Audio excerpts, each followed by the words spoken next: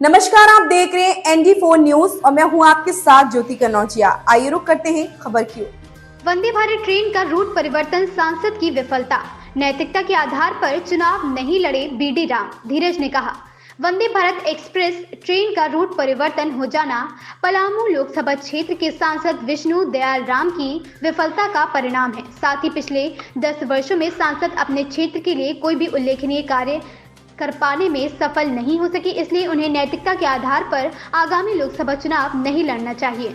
झामुमो के केंद्रीय प्रवक्ता धीरज दुबे ने सोमवार को होटल पद्मावती में प्रेस कॉन्फ्रेंस आयोजित कर उक्त बातें कही। श्री दुबे ने कहा कि वंदे भारत ट्रेन का रूट पहले रांची से लोहरदगा, टोरी, डाल्टनगंज होते हुए बनारस तक निर्धारित था, परंतु बाद में सांसद चंद्र प्रकाश चौधरी के दबाव एवं पलामू सांसद विष्णु दयाल राम की निष्क्रियता की वजह से इस ट्रेन का रूट गिरिडीह गया होते हुए बनारस तक कर दिया गया, जिससे पलामू क्षेत्र की जनता ठगा हुआ महसूस कर रही है। यह सांसद BD राम की विफलता का परिचायक है।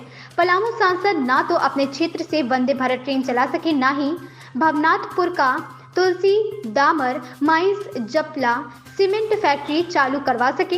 यहाँ तक कि बड़े ही लाभ लश्कर एवं तामझाम के साथ प्रधानमंत्री ने मंडल डैम का शिलान्यास किया था, परंतु सांसद के 10 वर्षों का कार्यकाल बीत जाने के बावजूद मंडल डैम में काम के नाम पर घास की भी साफ सफाई नहीं हो सकी। सांसद श्री राम ने अपने 10 वर्षों के कार्यकाल में पलामू लोकसभा क्षेत्र की जनता की उम्मीदों से सिर्फ खिलवाड़ किया है। अपने कार्यकाल में ये सांसद पलामू क्षेत्र में कहीं भी कोई उद्योग धंधा स्थापित नहीं कर सके। सांसद हर कदम पर पूरी तरह से विफल रहे हैं। सांसद BD राम के पास यदि थोड़ी भी नैतिकता बची है तो उन्हें नैतिकता के आधार पर वर्ष 2024 का लोकसभा चुनाव नहीं लड़ना चाहिए। जब अपनी ही सरकार में सांसद BD राम का कोई वजूद नहीं है, उनके क्षेत्र की सुविधाओं को छीनकर दूसरे क्षेत्र में भेज दिया जा रहा है। ऐसी सरकार में बने रहना तथा पुनः क्षेत्र का प्रतिनिधित्व करने की बात सोचना सरासर जनता के साथ नाइंसाफी है। सांसद BD राम ने कांडी प्रखंड के जनता से किया हुआ सोन कोयल तटबंध का वादा भी पूरा नहीं किया, जिससे हर साल हजारों एकड़ की कृषि भूमि मरुस्थल होते जा रही है। अपनी उपजाऊ मिट्टी के कारण पलामू का पंजाब हरियाणा कहे जाने वाला कांडी प्रखंड का हेठाड़ क्षेत्र सहित पलामू संसदीय क्षेत्र के सभी किसान नील गाय की समस्या से काफी परेशान हैं। इस बार उनको नहीं चुनेगी। पलामू की जनता तो बाद में, पहले उनकी पार्टी के कार्यकर्ता ही उनको स्वीकार नहीं कर रहे। अभी 19 मंडल अध्यक्षों ने बैठ के प्रेस वार्ता किया और बोला कि हम BD राम जी को अपने प्रत्याशी के रूप में स्वीकार नहीं करते हैं, हम विरोध अपना जता रहे हैं और हम अपने पार्टी के शीर्ष नेतृत्व से आग्रह कर रहे हैं कि कृपया यहाँ पे हमारा प्रत्याशी बदल दिया जाए। तो उनका पार्टी के जब कार्यकर्ता स्वीकार नहीं कर रहा है तो जनता का स्वीकार करने का तो प्रश्न ही नहीं उठता है। और जनता कितनी बार मौका देगी?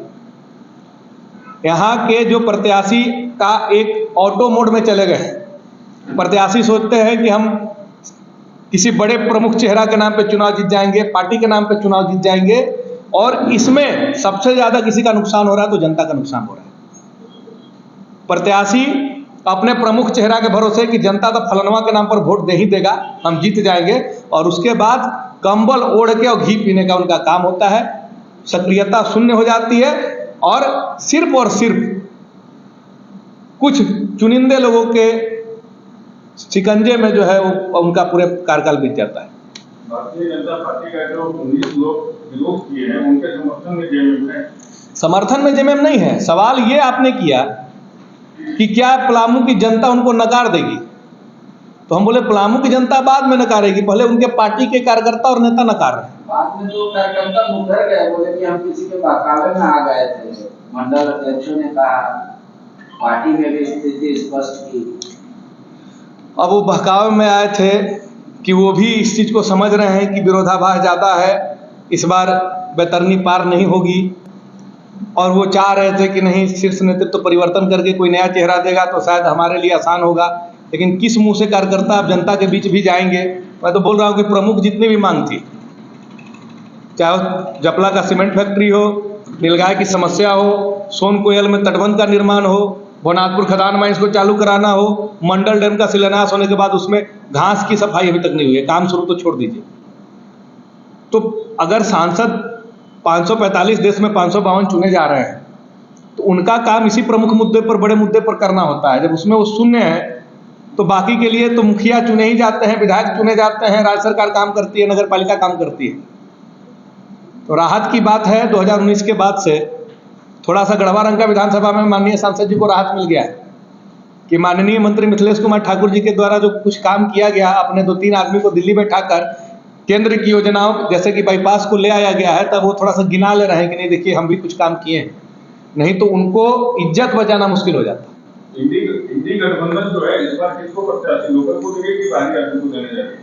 देखिए ये हमारा विषय नहीं है, ये अगर विषय होता तो सबसे पहले प्रधानमंत्री से सवाल पूछना चाहिए कि आप गुजरात से होकर बनारस से क्यों चुनाव लड़ रहे हैं। मेरा विषय है कि अगर आप 10 साल प्रतिनिधित्व किए तो 10 साल में आपने क्या किया।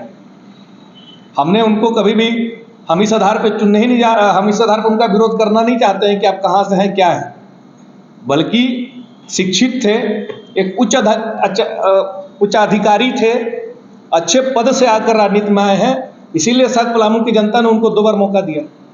पलामू की जनता ने उन पर भरोसा जताया, एक उम्मीद रखा कि शायद अच्छा होगा, लेकिन उनकी निष्क्रियता, उनका उदासीनता पलामू क्षेत्र के लिए महंगा पड़ रहा है। अच्छा, इस चुनाव में आपकी पार्टी के जो स्टार प्रचारक हैं हेमंत सोरेन वो नहीं रहेंगे, कितना नुकसान उठाना पड़ेगा पूरे गठबंधन को लोकसभा? भाजपा के अंदर तो सुनने के लिए मिल रहा है कि इस बात का अब चर्चा जोरों पकड़ लिया है कि भारतीय जनता पार्टी जिस उद्देश्य से झारखंड की राजनीति में उथल पुथल की थी, वो उद्देश्य पूरा होते हुए नहीं दिख रहा है, बल्कि नुकसान हो रहा है। भारतीय जनता पार्टी का ये सोच था कि विपक्ष में प्रमुख चेहरा के रूप में माननीय पूर्व मुख्यमंत्री हेमंत सोरेन जी हैं, उनको जेल डाल देंगे तो झारखंड मुक्ति मोर्चा टूट जाएगी, सरकार यहाँ नहीं बनेगा, किसी एक चेहरे पर जो है कांग्रेस और जेएमएम के विधायक एकमत नहीं होंगे, और शायद यही सबसे बड़ी संभावना उनकी थी जिस पर उन्होंने माननीय पूर्व मुख्यमंत्री जी को जबरदस्ती जेल में डालने का काम किया। आज भी उनके खिलाफ सबूत पर्याप्त नहीं मिल पा रहे हैं। आज जिस मामले में उनको गिरफ्तार किया गया उसमें 4 खबर में बस इतना ही। बने रहे ND4 न्यूज के साथ।